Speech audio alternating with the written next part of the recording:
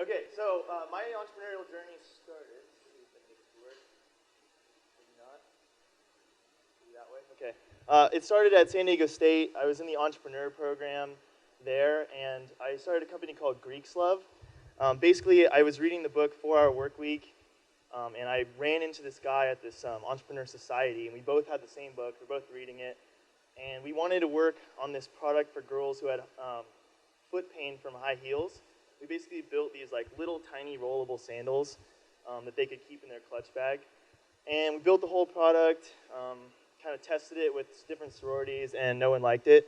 So we eventually pivoted and ended up working with Rainbow Sandals. So that's a $60 million company. We partnered with them, and we made custom branded sorority sandals, and we helped them raise money for their philanthropy. That business is still around today. It's very seasonal, and it's very automated. So we built the whole company on the premise of 4 Hour Work Week. So we actually hired people out in the Philippines, so they help us with all the data, and then they do all the emailing.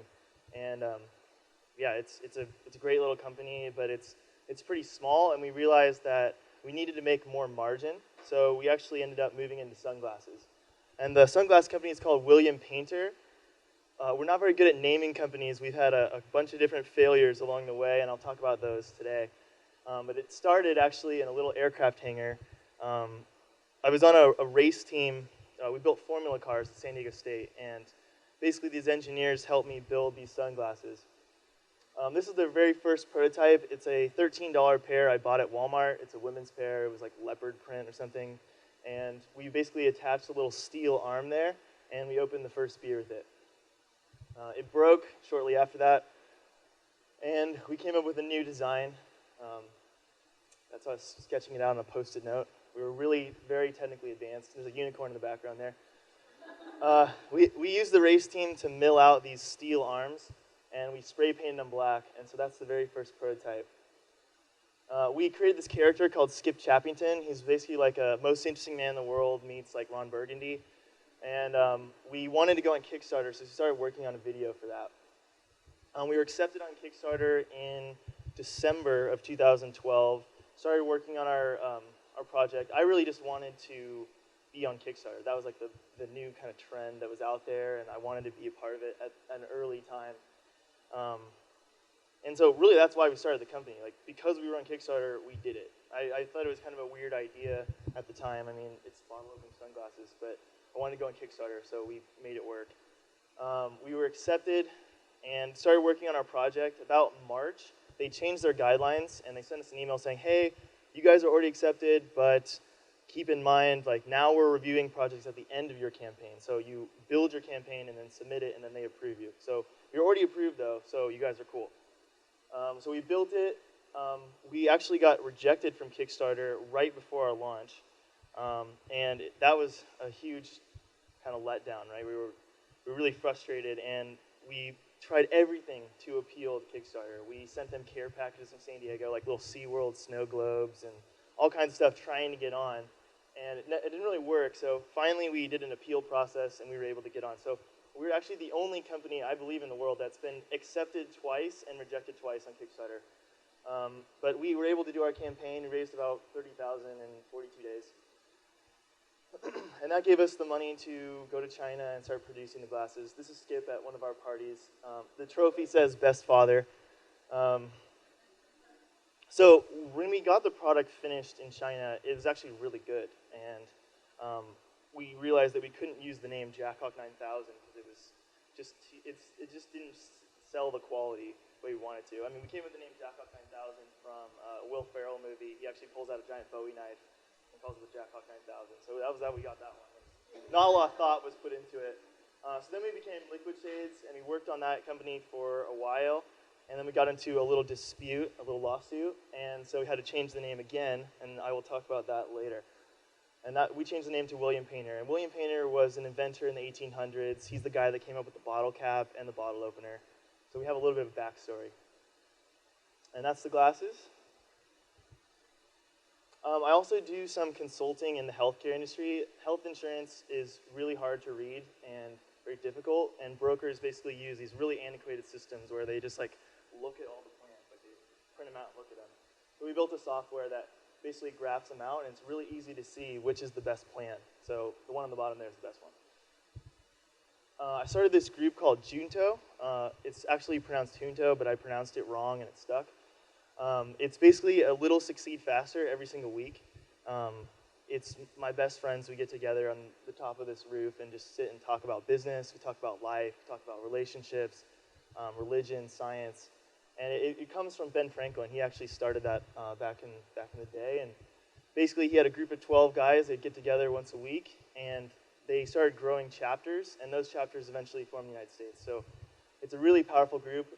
That group is probably my greatest contribution, and it's changed everyone's lives. Everyone's in each other's marriages. You have girlfriends that are all friends now, and it's been really amazing to watch it grow. I think there's 3 chapters in San Diego, and then Karan and Cody and alumni are actually starting one in San Francisco as well.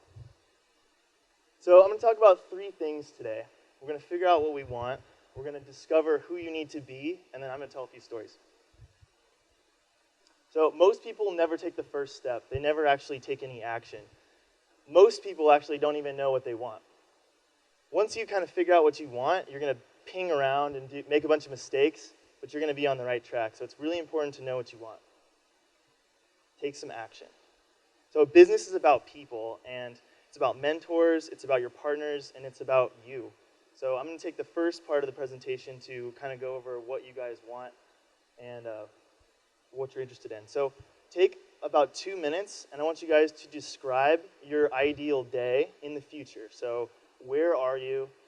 What are you doing? What sports are you doing? Who are you with? What's your family like? So take a few minutes and just write out that day. So start at 8 a.m. or whatever you wake up. Maybe your alarm goes off. Like, what country are you in? What kind of job do you have? Are you working? Do you have your own company? Do you have passive income? Kind of take 2 minutes and just write it out. It's hard to write out your entire perfect day in just 2 minutes, but spend some time and really think about what you want. Like, what do you want to be doing on a day-to-day basis? Maybe it is working at a 9-to-5 job, but you come home and you have the most amazing family life, and you hang out with your kids. It's important to really understand that because it's going to help guide what you do next. So what skills does that person have? So take a moment and kind of write down, like, are they a good speaker? Are they artistic? Do they focus on logistics? Are they business-oriented? Like, what skills does that person have?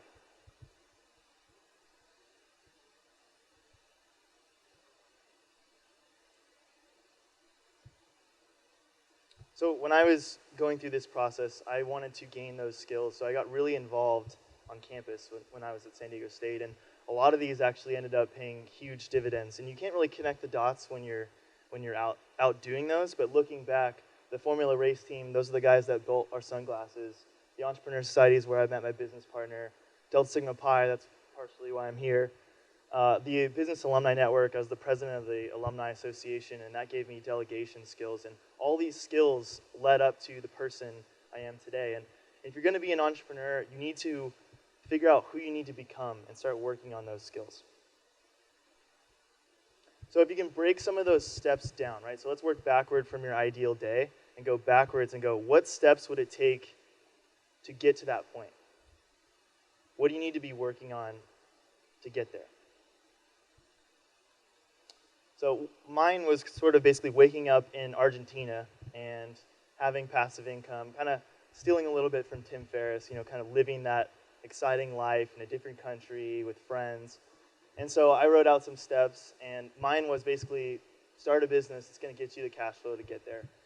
And basically I'm on step 9 right now, so I'm making progress. Once you write things down, it's amazing how your life starts to flow. And it's only 13 steps, so those are mine. So I don't really expect you guys to do it today, but take some time and really think about where you're going and then how can you get there and who you need to become to get there. And it starts with values. So these are some terminal values that you can choose from. I want you guys to choose 5.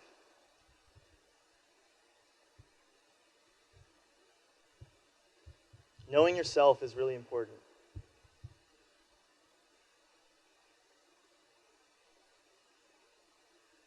So for me, mine was freedom. Let's see. Self-respect. some of those things were on my list. Happiness, I think, was one. So it's just understanding what values you really crave is going to help you in guiding and deciding on what business you're going to do. Also, you want to understand your instrumental values. So if you could pick 3 of these, do so now.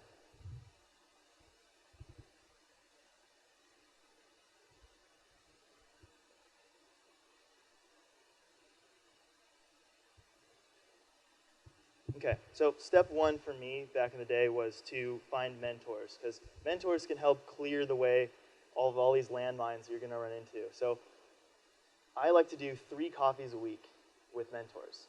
So that's emailing different people and basically saying, hey, you're really interesting. I'm an aspiring entrepreneur. You're a CEO. I'm really, really interested in getting to know you and learning what your challenges were along the way. I bet it's a super exciting story. Can I bring you coffee to your office and sit down for 15 minutes? So I basically did that with 200 guys probably and met a bunch of amazing people and learned a ton. These are some of the mentors we have now that are advising William Painter. Like Volcom's a good one, Cole Banker, the CEOs of those companies are on board. So it's great to have those guys. They really help a lot. And these guys have definitely saved the company a couple times. So partners, let me talk about partners a little bit. So I like to think of partners like puzzle pieces. You need them to fulfill some capabilities that you are missing. But a lot of people, I think, are overeager to go out and find a partner just because they feel like they need one. My definition of a partner is you are in a constant state of awe at what they do. It's literally impossible for you to do what they do. I'm going to go through some of our partners. So I'm up there on the left. I basically do nothing. Pat is a marketing genius. He is huge in promotions. He's really good at branding. Zach is our systems guy. So he runs all the different systems, and he kind of saves the day when I go and create a mess. And Dempsey is sort of he's kind of like our medic in the field. He's always fixing little problems that are coming up, and he's like our admin, legal, investor relations guy. So this is actually the first picture I have of everyone together. We live in different areas, some of us, and so it's hard to get together. This was actually taken on Thursday, like a couple days ago. Dempsey's on crutches because he fell off a roof, hanging out with a mannequin on top of American Apparel and PB. So, but yeah, so we're just a bunch of guys. Sometimes I feel like partnerships is a lot like being in 300, like a Spartan warrior. You work so hard, and you have these emotional highs and lows. Like entrepreneurship is a roller coaster for sure, and you need a partner to be there when you're emotionally down. I think all of us as entrepreneurs are really optimistic, but it's so important to have someone that's got your back. So a lot of times, this is a very typical conversation between Zach and I. We'll be down. You know, I'm just super down on something if something's not going right, and then he's like, dude, I'm just so down too.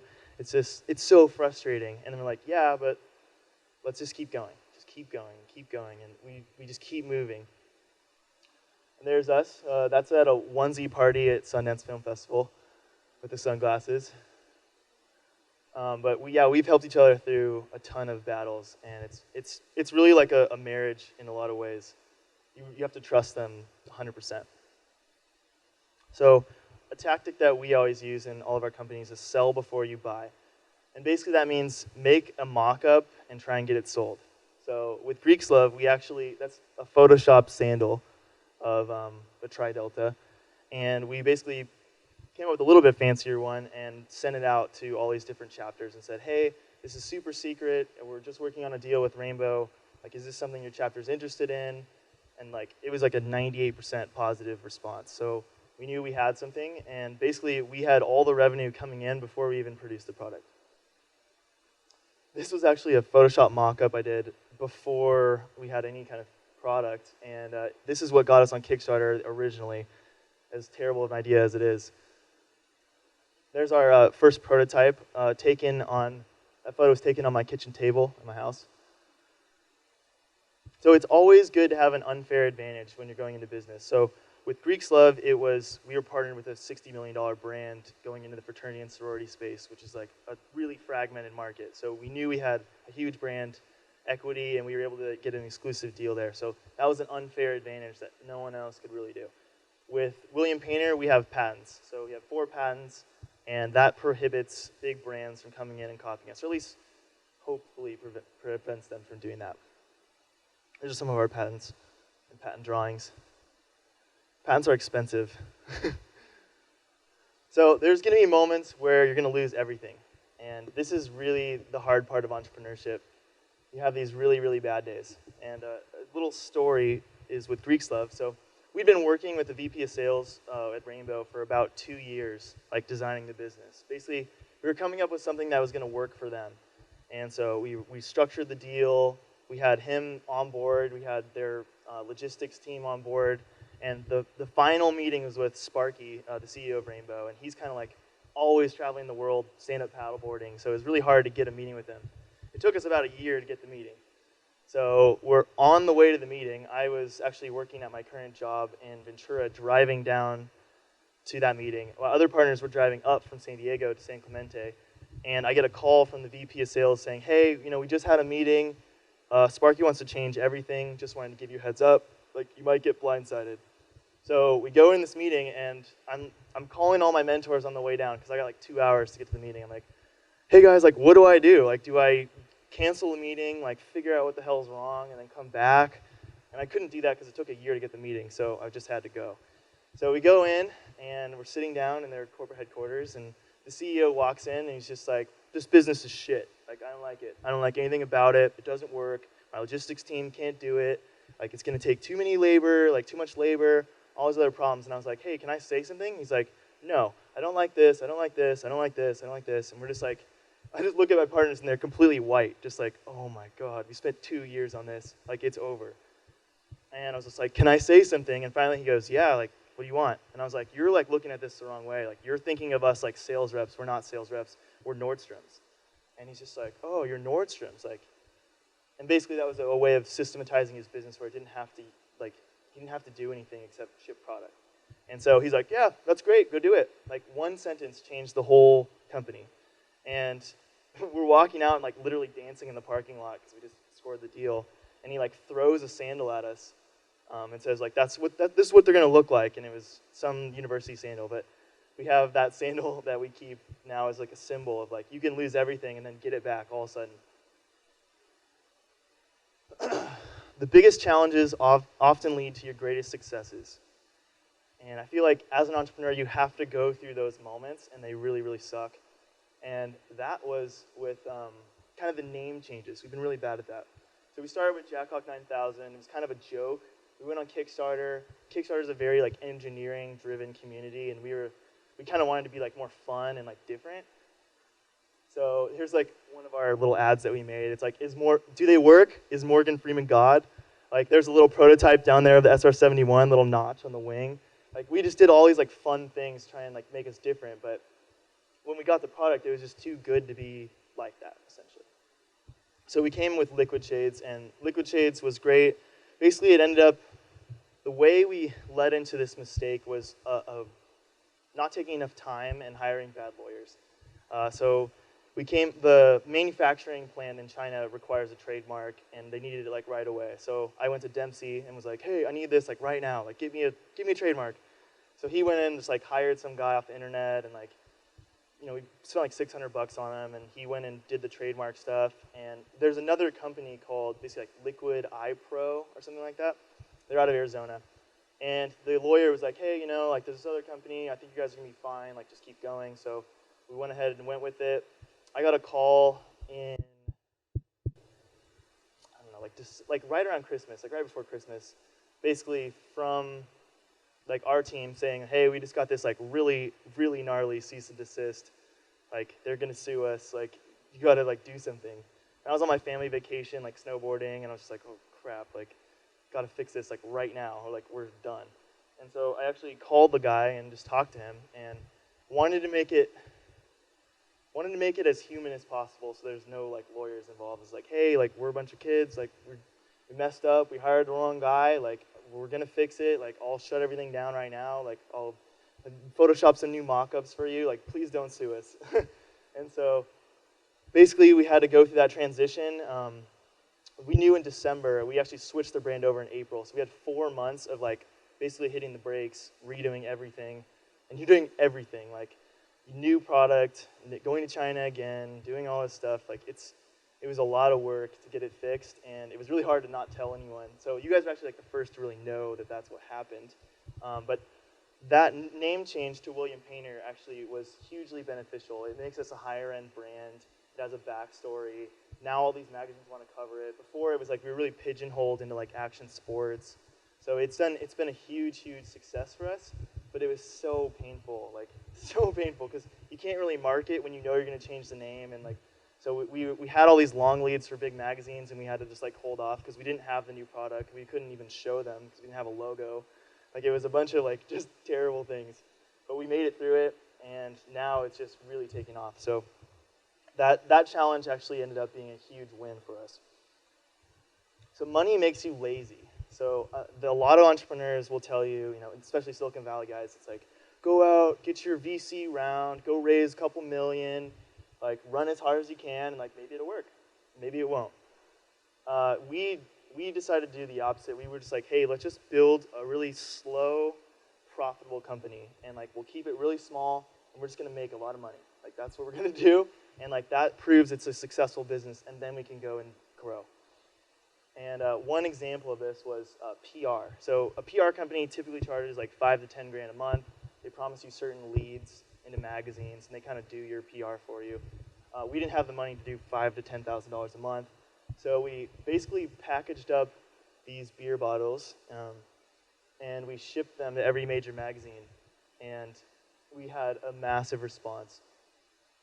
There's Zach getting one of the packages ready, and this photo is really interesting because you can see this is our like working out of an apartment. There's boxes in the background stacked to the ceiling.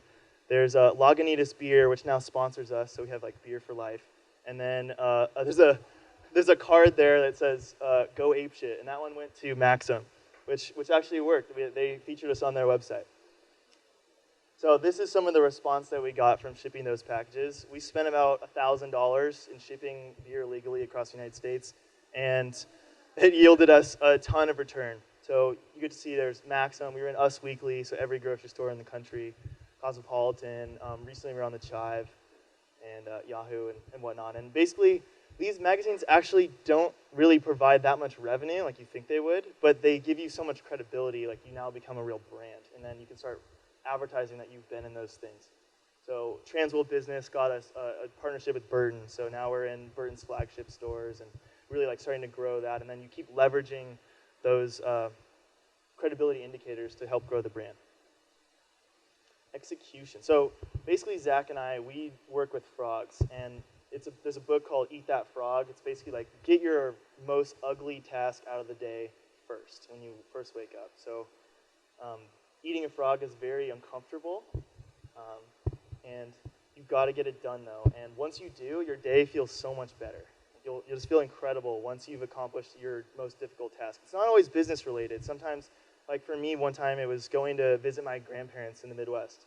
Like that was something that was really weighing on me, and once I did it, I felt so much better. So every day we wake up, we write down 3 frogs, and we tackle those frogs immediately. We don't do email, we don't talk to each other, we don't do anything until those are done. And that really pushes things forward, and you feel awesome about your day. If you're done with the most difficult things to do for the day by 10 a.m., you're stoked on life. And it allows you to actually work less and work smarter and feel better about your life. And you can actually go to the gym and go out and do other fun things when you feel like you've accomplished your big goals. Work-life balance. So Zach has always been a proponent of work-life balance, right? So he's always like, separate everything out. You need to work, and then you need to go to the gym, and then you need to hang out with your family, and you need to go do this other stuff. Like, separate every quadrant of your life out. And I'm actually a proponent of blending. So blending is where you sort of have business and all those tasks kind of run together. So with Junto, it's like, okay, like how can I get all my friends together and talk about business and move business forward? So now it's like I'm meeting with 10 or 12 guys at one time, and we're usually doing fun stuff and learning and growing the business. Or we're doing fun events out at Sundance Film Festival. Like you're getting to go do your vacations, but you're also working. Like trying to combine those things together. And that's why it's so important when you guys wrote down your ideal day. It's It's like, really figure that out, because you can design your business to really move that direction, right? So I wanted William Painter to be about bringing cool people together and living amazing experiences and being more than meets the eye. So every single one of you guys in here are more than meets the eye. There's something amazing about you. You're all here. You're all motivated. And that's what we really want William Painter to be, because the glasses are more than meets the eye, but the people wearing them are also more than meets the eye. So really design your company to live the life that you want to live. That's riding horses with the founder of 24 Hour Fitness and drinking scotch at his castle. That was a great time. We were talking about business the whole time, and he's become a great mentor, and he's really guiding us through a lot of those processes. It's work, but it's also play. It's really like blending. This is a nightclub in Shanghai or somewhere in China with some of our manufacturing partners. So it's drinking, eating, and going out and clubbing with your partners that are going to help you manufacture your product. And that's how business is done in China. You have to spend time with them. You become family with them. And it's just a way of doing business. But it's also just blending your life together. This is last week. We got like an insane amount of orders in. And so we were literally, our warehouse got overloaded. And so we were shipping all of our inventory in my Honda Civic. And that's Dempsey with a plate of fried rice below him. I mean, it's still a startup struggle. And we've been very, very lean, like very lean. We haven't paid ourselves. We actually paid ourselves for the first time on Thursday. It's been a year and a half. So we wanted to just be really profitable and have the money go into growing the company. So let's break it into Q&A. I have a bunch of different topics up there. And who wants to kick it off? So you mentioned a warehouse. Are you fulfilling your own orders, or are you going like having fulfillment center do that? Yeah, we have a warehouse. We did a quick short-term partnership with a buddy who had extra space in his warehouse, and it worked super well. Like, they just shipped everything out. We don't even know when product's going out. That warehouse became overloaded when we started selling like 100 pairs a day. They were just like couldn't handle it. So now we're moving into a much bigger warehouse that can handle all those shipping requirements, and it's fully automated. They log into our systems, they ship it out, it's done. Mm-hmm. Yeah, it makes us focus on growing the business as opposed to shipping boxes. Although I've shipped a lot of boxes, so. Yeah. Mm-hmm. Yeah, they charge a little bit for storage and a little bit for charge and ship, or for shipping stuff out. Yeah. Question? Right. I think the 80-20 rule always applies, right? You're going to have, of those 200 people, like, some of them sucked. They weren't cool. Like, some of them didn't have good values. Like, some of them just didn't have the time of day. You know, they didn't care. And so we whittled it down to a certain amount.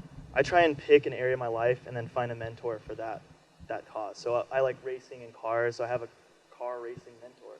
And I hang out with him, and we talk cars all the time. And then you have, a real estate mentor for that. So I went out and got one for that. One for relationships, one's for spirituality. Like, really start to build this advisory team for yourself. And those guys, like, have helped so much.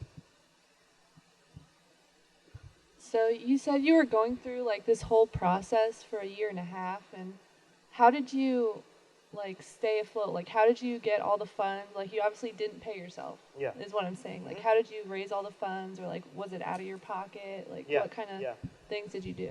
So, I mean, we try and do things with a minimum viable product, right? So it's like, let's build this business as cheap as humanly possible.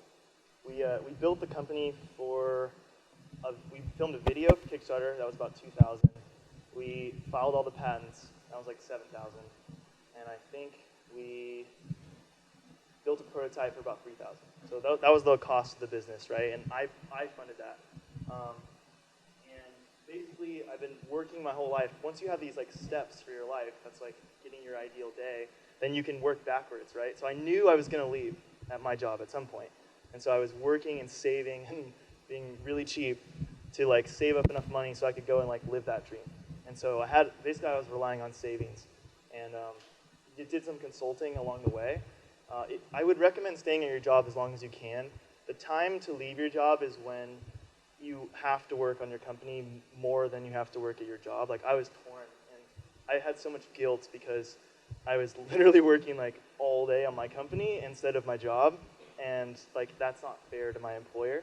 So I stayed there as long as I could, but at some point I was just like, I felt so guilty because I needed to work on my company and I needed to work on my job, and so I just would freak out about both and not do anything. So I finally had to leave. Um, yeah, and I felt so much better when I left, but I did a lot of consulting stuff. I wouldn't recommend like going and getting like a waiter job or something in the meantime. I think you should try and get a job if you have to, if you need to stay alive, to get something that's going to help build skills along the way that's going to be in line with your startup. So I did consulting, so I go into businesses and help them fix everything and then execute on a product. So I'm still doing what I do at my job, but I get to do it with them as well. And it keeps refining skills, and you see all the mistakes that their company has as well. The transition to liquid shades and hiring bad lawyers has been the biggest mistake we've had. That probably cost us $50,000, which is a lot of money for a small startup. And we had to basically shut everything down for 4 months. So that was brutal. We now use a firm called Mintz Levin. They're like a top tier firm. So we use really good lawyers now, and that's changed the way we do business. I mean, it sucks to pay lawyers, but you have to. You will get screwed if you don't. So that's one thing that we do spend money on. Okay, the businessy twist of Maslow's hierarchy of needs. Basically, so one of my buddies, he's in Junto. He built a company called LifeProof. They just sold the OtterBox for $350 million. So he's now retired. He's 26. He now joined our board, and so he's been helping us, and I'm still learning a ton. So he comes in and walks us through all these processes of how he built that company. And basically, he builds out the Maslow's hierarchy of needs. And if you guys don't know, the Maslow's hierarchy of needs is basically like, you have at the bottom like survival, right? Like food, sex, shelter. Then you have like friendship. And then you like keep building your way up. Like you start to have like luxury things. And then the top of the pyramid is self-actualization. And so he actually applies that to business. And so basically, we took our product and go like, at the base level, what is our product? Like, it's something that's more than meets the eye. We use high quality materials like titanium. And it's got subtlety, and we use really high-end stuff. It's basically like, that's what it is. It's a pair of sunglasses at the bottom. At the next level up, the social level, like we're bringing people and experiences together. Like when you're at a party or you're out doing something, like you get to be a provider. And like you're doing fun things, essentially. And then at the highest level, as a person, you are more than meets the eye. Like you represent something more. And so that's how you build your brand, and you start identifying those things all the way through. And it allows you to build the values in the company. And our values are basically, one of each founder got to name a value. So mine was unique, because that's something I'm really passionate about. Patrick's was trust. He wanted our product to be super trustworthy, like it's not going to fail you ever. Dempsey's was iconoclastic, meaning like you break the rules. Like he's the guy that broke his foot climbing off of American Apparel at night. And Zach's was depth, like bringing the people element into it, right? And like my whole life, my dedication is bringing people and experiences together. And like that's really what I get to do with William Painter. I get to go out and travel the world and do fun things, and I get to meet cool people that have amazing stories. So like really we've identified the company, and now the company is in line with us, and it's very authentic. So that's kind of bringing the Maslow's hierarchy needs thing together. Skills to master?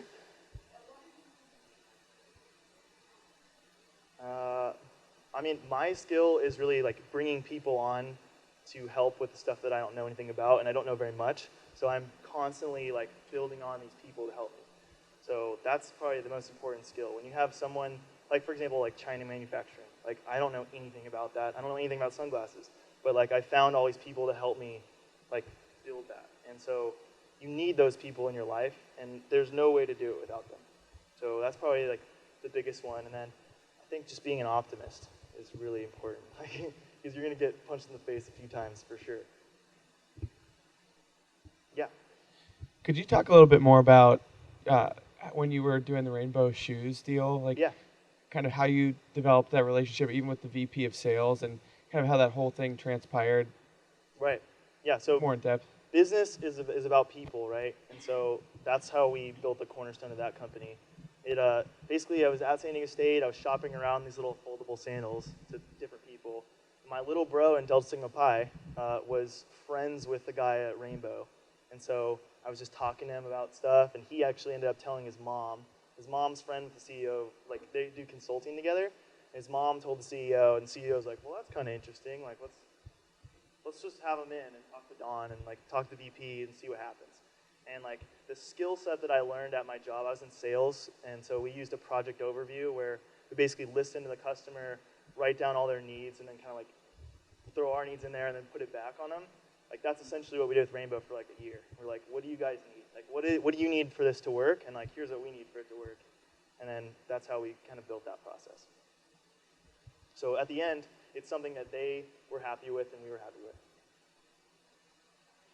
You talked about Junto. Are Yeah. you guys looking forward to like expanding to other cities, like further east, and Yeah, like definitely. where are you looking forward in like other chapter and in other cities and Yeah, Junto is something that is very difficult to replicate. It's very organic and like it's very values based, right? So it's like it started super small. Like there was 3 guys that showed up every Friday at the beginning, and we just kept going. You know, like basically I forced those 3 guys to go. Like I was like, you have to go, and they're like, oh, okay. So they went, and then they kept going, and they were just like, why are we here? Like what is the point of this? There's only 3 of us, like. And then one more guy came, and then one more guy came, and one more guy came, and now it's like we have to split the meeting in half and do 2 units now. And there's multiple chapters, but it took a really long time to get there, and it's going to be a very slow growth. It's going to be like 5-10 years to growing that out because you have to have the values, and that's so important. That's why I wanted you guys to write down your values because you need to understand yourself, you need to understand other people, because if one guy doesn't have the values, it ruins the whole meeting.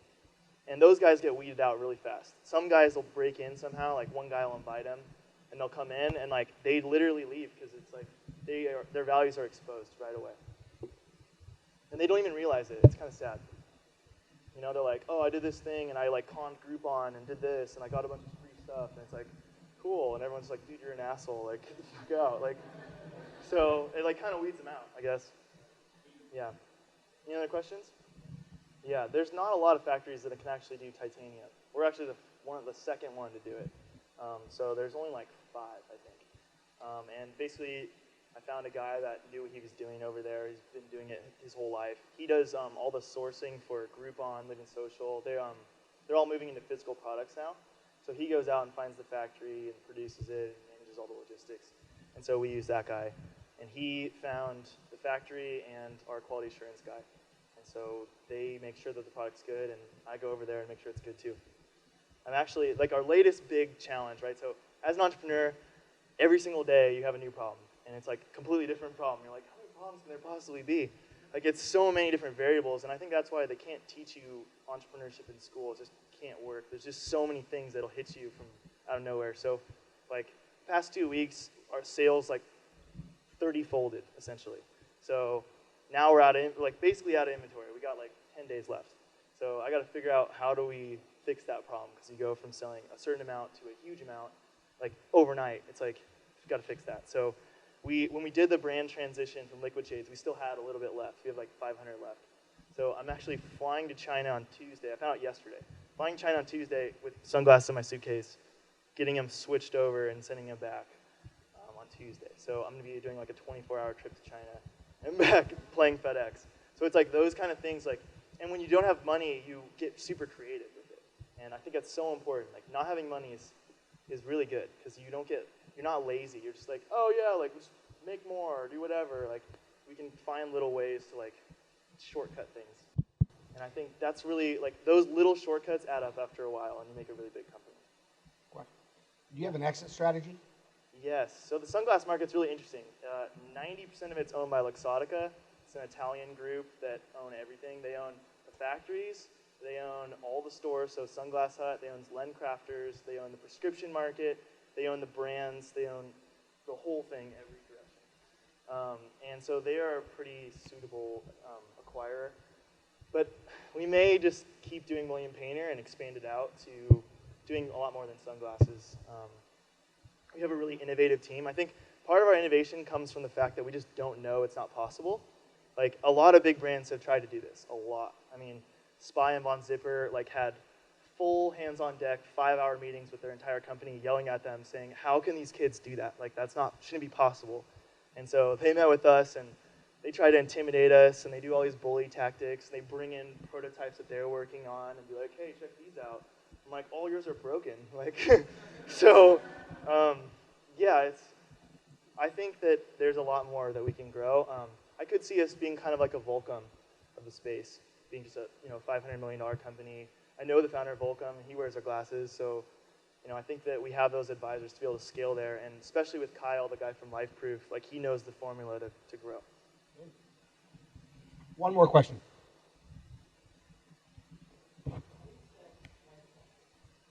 Oh, we were kind of bad at that at the beginning. We were going on Kickstarter, and we had to figure out what you're going to do. And we set it low, like too low. And basically, we were on the phone with, I think we were going to do retail at 90. And titanium glasses are not cheap to make. We use the highest quality of everything. There's a lot of technology in it, actually. We powder coat the arms like a mountain bike, and then underneath it, we anodize it like the iPhone 5. So that's anodizing. So like if you scratch through the paint, it's still black. So all those things add up to cost, right? And if you price too low, then the perception of quality is not there. So people are like, how can you do titanium sunglasses for $90? They must be crap. So we raised it up. We've almost doubled it to 150. I still think that's low, considering the market. We were going to go on Kickstarter. So basically with Kickstarter, you have to discount. Big catch. You have to discount your product, right? So we were going to do like $50 on Kickstarter, which is like insane. We would have gone bankrupt for sure. And I was ready to launch for like 2 days before we were launching. And I call the CEO of Lost Clothing. It's like a big action sports company. And I was like, hey, this is what we're doing. This is what it's going to be. He's like, you're going to go bankrupt. I was like, oh, really? So we ended up doubling the price. We went on for 90 on Kickstarter, stole a bunch, and then now we're at 150. And it'll probably go upwards from there with future lines. But you got to start somewhere. And I think that we easily compete with Ray-Ban and those companies in terms of quality, or if not, way better. And our future goal is to kind of upset the industry. Like in some ways, we don't really care how much it costs because we're just driving quality, and we have all these awesome connections in China where we literally have unlimited innovation. Like whatever we want to do, we can do. And so we're pushing, like in packaging, we're going to be the best packaging. We're going to be like the Apple of packaging, the Apple of quality. We're not going to do a million styles. It's going to be the ones that are very simple and easy to sell. We're actually coming out with a little golden screwdriver. It's going to go in every case, so people can tighten their glasses, and it's just something different. We're just going to keep pushing, and that's how we make it different. Thank you, guys. Thank you. That is awesome.